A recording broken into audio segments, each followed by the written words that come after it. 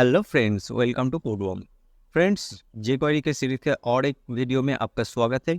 इस वीडियो में हम जेक्वेरी को कॉन्फ़िगर करना सीखेंगे। और जब हम वर्डप्रेस यूज़ करते हैं तो कभी कभार जेक्वेरी में जेक्वेरी के कोड से हमें कुछ इश्यूज आते हैं। ठीक है, जेक्वेरी ठीक से लोड नहीं होता और दिस काइंड ऑफ प्रॉब्लम्स, उस इश्यू को हमें सॉल्व करना है। ठीक है, तो आज का जो वीडियो होगा वो थोड़ा टेक्निकल होगा और थियोरेटिकल भी, तो आपको इसे ध्यान से देखना है और समझना भी है। ठीक है, आप स्किप मत करिए इस वीडियो को, नहीं तो फ्यूचर में जाके आप फंस जाएंगे। तो चलिए शुरू करते हैं। तो जो लास्ट वाला जो वीडियो था, जो उसके अंदर जो भी कोड वगैरह थे वो वैसे ही है। और हम आज कोड तो नहीं करेंगे, तो सिंपल कुछ चीज़ देखेंगे और कुछ काम भी दूंगा आपको घर में पढ़ने के लिए। ठीक है, तो आपको स्टडी भी करना है। तो चलिए शुरू करते हैं, देखते हैं पहले कोड वगैरह क्या है। तो हाँ, यही तक हमारा कोड था। ठीक है, हम यहाँ पर कोड लिख सकते हैं। तो उससे पहले हम लोग देखेंगे, देखिए यहाँ पर एक हम बटन बना लेते हैं जल्दी से। ठीक है, बटन ऐसे करके बटन लिखते हैं, क्लिक मी, ऐसे ही लिखते हैं। हमें बटन से ज़्यादा कुछ मतलब नहीं है, तो सिर्फ एक चीज़ देखने के लिए। अच्छा देखिए, कभी कभार ऐसा होता है कि हम हेड सेक्शन में जाके जेएस को लिख देते हैं, जी क्वेरी जावास्क्रिप्ट ऐसे लिख देते हैं। तो उसके लिए हमें क्या करना है, स्क्रिप्ट टैग को ओपन क्लोज करना है। और हम चाहते हैं कि इस बटन पे क्लिक होने के बाद एक अलर्ट दिखाए। ठीक है, तो हम अलर्ट दिखा रहे हैं लेकिन हमें कुछ काम भी करना होता है, तो हम सिर्फ एग्जाम्पल के लिए अलर्ट लिख रहे हैं। ऐसे क्लिक करके हमको एक फंक्शन वगैरह लिखते हैं ऐसे करके, और इसके अंदर अलर्ट करते हैं। अलर्ट अलर्ट क्या लिखते हैं, हेलो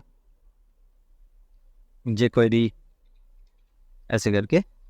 ठीक है, अब देखते हैं इसे रन करके। तो अगर हम देखेंगे कि यहाँ पर क्लिक करने के बाद कोई अलर्ट नहीं दिखा रहा है, तो ऐसा क्यों? देखिए ऐसा क्यों, क्योंकि अगर हम यहाँ पर जाके इंस्पेक्ट करेंगे तो पता चलेगा कि क्यों, ऐसा क्यों। देखिए यहाँ पर एक एरर मैसेज आ रहा है कि reference error dollar is not defined. तो कहाँ से आ रहा है, आपको ऐसे ढूंढना है। यहाँ पर फाइल का नाम दिया हुआ है, इस पर क्लिक करिए और देखिए यहाँ पर डॉलर सिंबल से मैसेज आ रहा है कि रेफरेंस एरर है। तो इसका मतलब क्या है, देखिए HTML CSS कोई एरर मैसेज नहीं देता, कोई वार्निंग नहीं देता। हम लिखते हैं, काम करते हैं, अगर कहीं काम नहीं होता तो हम ढूंढते हैं उसे एलिमेंट्स में जाके। लेकिन प्रोग्रामिंग हमें क्या करता है कि हमेशा एरर मैसेज थ्रो करता है। ठीक है, तो उस एरर मैसेज को समझना है, पढ़ना है, इग्नोर नहीं करना है। तो बहुत से बिगिनर्स क्या करते हैं कि एरर मैसेज देखते ही भाग जाते हैं वहाँ से और ढूंढने लगते हैं अपने कोड में। तो कैसे ढूंढोगे भाई, पहले ये तो समझो एरर मैसेज आ कहाँ से रहा है। तो एरर मैसेज को पढ़ो तो सही, अगर पढ़ना नहीं आता एरर मैसेज तो प्रॉब्लम कैसे सॉल्व करोगे। तो पहले पढ़ो एरर मैसेज क्या बोल रहा है। तो कुछ कुछ तो बोल रहा है यहाँ पर, देखा आप अगर देख सकते हो कि reference error dollar is not defined. तो इसका मतलब है कि यहाँ पर जो डॉलर सिंबल है इससे जावास्क्रिप्ट का, अर्थात इसका मतलब स्क्रिप्ट का कोई लेना देना नहीं है इस डॉलर सिंबल से। डॉलर का मतलब क्या है ये इसे समझ नहीं आ रहा है। लेकिन हमें पता है कि ये एक जावास्क्रिप्ट लाइब्रेरी हम यूज़ कर रहे हैं, तो वहाँ से ये आ रहा है। तो जावास्क्रिप्ट यूज़ करने के लिए ये डॉलर सिंबल ये जो फंक्शन है इसको यूज़ करना होता है। तो अगर हम देखेंगे कि यहाँ तक तो जावास्क्रिप्ट ब्राउज़र तो पढ़ते पढ़ते आ रहा है कि देखा कि यहाँ तक तो कोई जावास्क्रिप्ट और अदर्स कोई लाइब्रेरी का तो कोई यहाँ पर जिक्र नहीं है, इंक्लूशन तो नहीं है। तो ये कहाँ से ढूंढेगा? आप बोल सकते हो क्यों, यहाँ पर तो है। देखिए, आप अगर ब्राउज़र यहाँ से रीड कर रहा है लाइन बाय लाइन कोडिंग, अगर आपको जानना है तो आपको इन डेप्थ पढ़ना होगा जो कोडिंग होता कैसा है, इंटरप्रेटर रन कैसे होते हैं, पढ़ते कैसे है कोड को। तो यहाँ तक लाइन पढ़ते पढ़ते जब यहाँ तक आ गए तो यहाँ तक कोई CDN और अदर्स कोई फाइल का रेफरेंस है ही नहीं यहाँ पर, है कि नहीं। तो ये कैसे पता चलेगा स्क्रिप्ट को कि ये jQuery का चीज़ है। तो यहाँ पर होना तो चाहिए ना, इसके आगे, तो ये तो नहीं है, आपने इंक्लूड कर रखा है नीचे, तो यहाँ तक तो पहुँचा ही नहीं, तो उसके आगे ही आपने jQuery लिख दिया, तो ऐसे काम नहीं होता।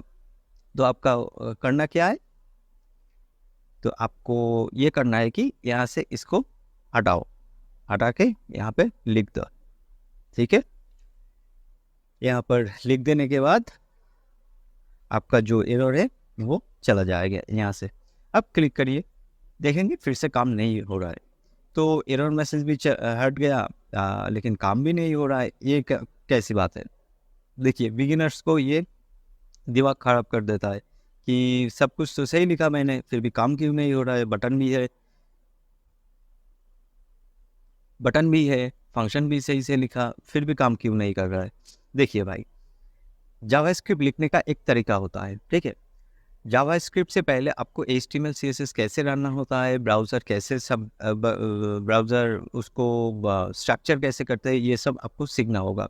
इसके लिए मेरे चैनल में एक वीडियो है, browser is a operating system करके, वो वीडियो देख लेना, मैं कमेंट सेक्शन में भी और डिस्क्रिप्शन में भी लिंक दे दूँगा।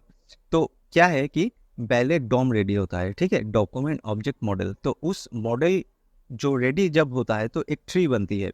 ट्री कैसा? ये हेडर के अंदर कौन सी टैग्स है, उसके अंदर नैव है, यूएल है, एलआई है, एंकर है, ऐसे करके ट्री बनता है। तो इस ट्री के अंदर आपका कोई यहाँ पर बटन नहीं है, अभी तक रेडी नहीं हुआ है, ठीक है, बटन अभी तक सिम में आया ही नहीं, उससे पहले आप सिलेक्ट करना चाह रहे हो।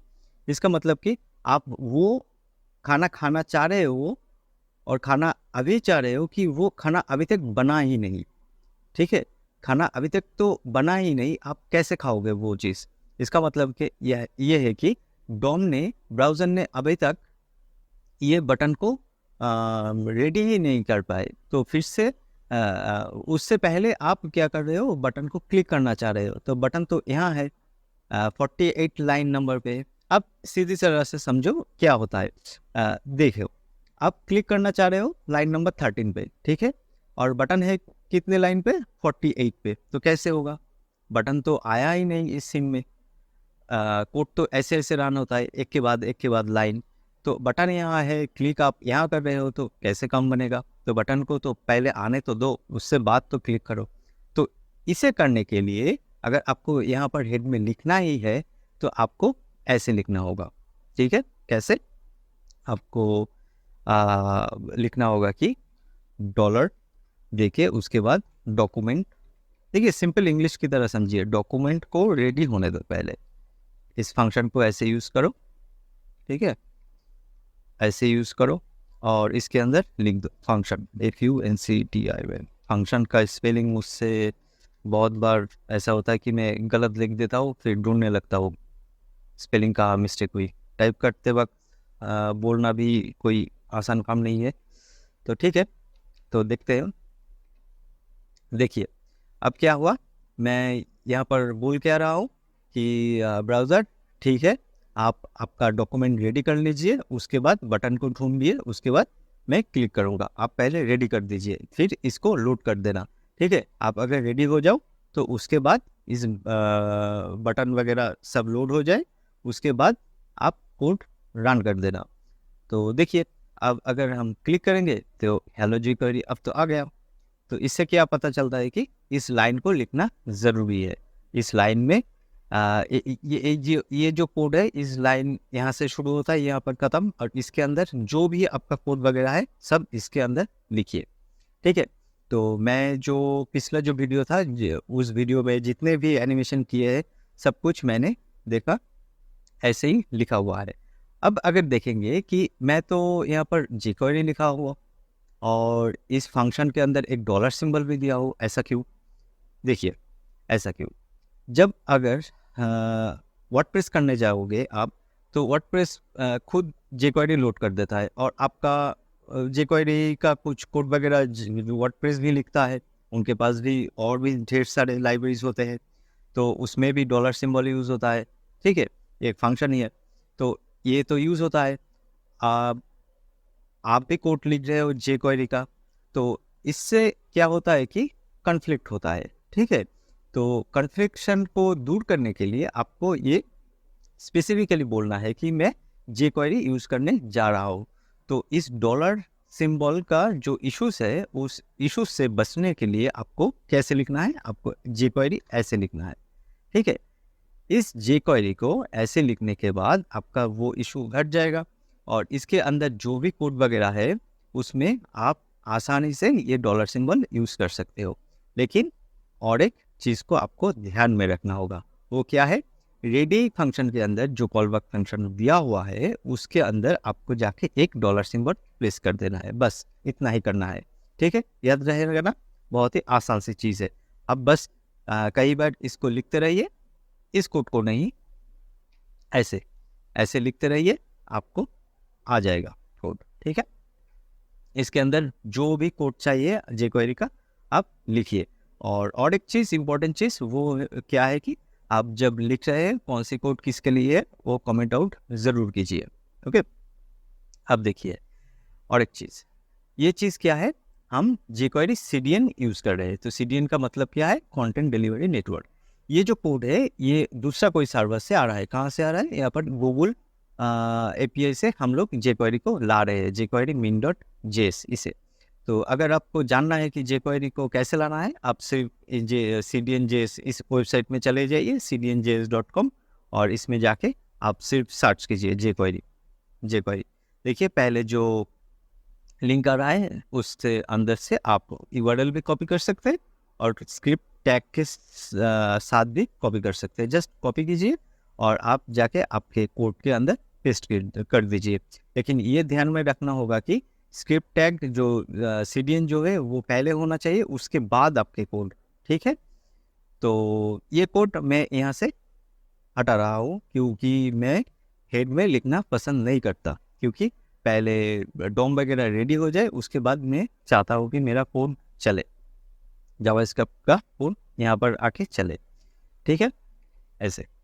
तो ये जो स्क्रिप्ट के अंदर जो भी चीज़ है मैं इसके अंदर ले जा रहा हूँ और भी नीचे।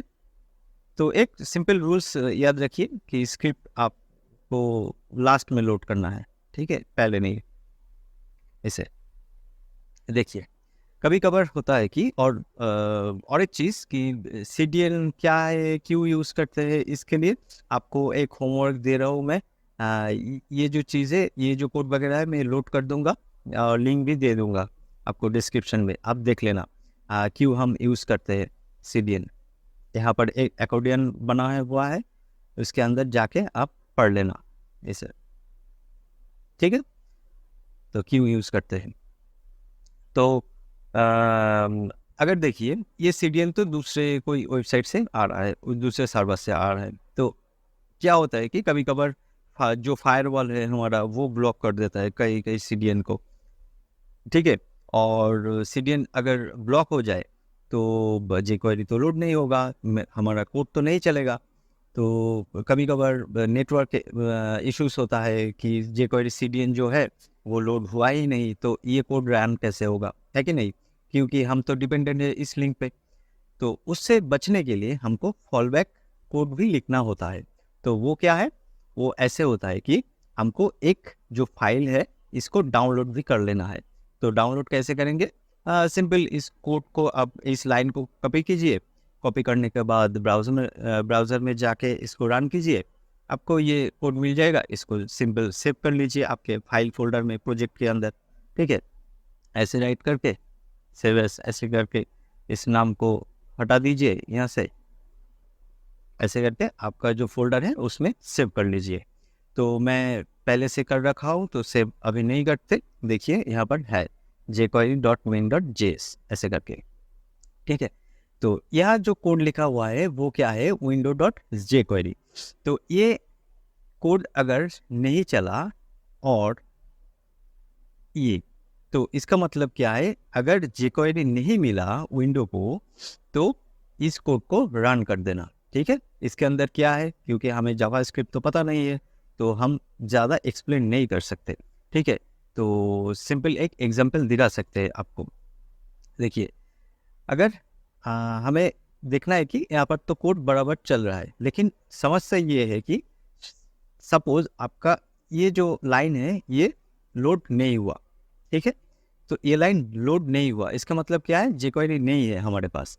तो तब देखिए क्या हो रहा है, अगर इंस्पेक्ट करेंगे और उससे पहले हम लोग क्लिक करते हैं, देखा jQuery तो बराबर काम कर रहा है, लेकिन CDN तो है नहीं, CDN तो मैं कमेंट आउट कर दिया, तो चल कैसे रहा है। तो देखिए कैसे चल रहा है, यहाँ पर नीचे आइए थोड़ा, देखिए मैं इस कोड को कमेंट आउट कर दिया jQuery CDN को, लेकिन ये वाला जो कोड है स्क्रिप्ट सोर्स jQuery.min.js, ये वाला कोड अटैच हो गया, कहाँ से, हमारे लोकल फाइल से यहाँ पर अटैच हो गया है, यहाँ इंसर्ट हो गया है इस लाइन के जरिए, document.write करके इस एलिमेंट को हमने इंजेक्ट कर दिया है।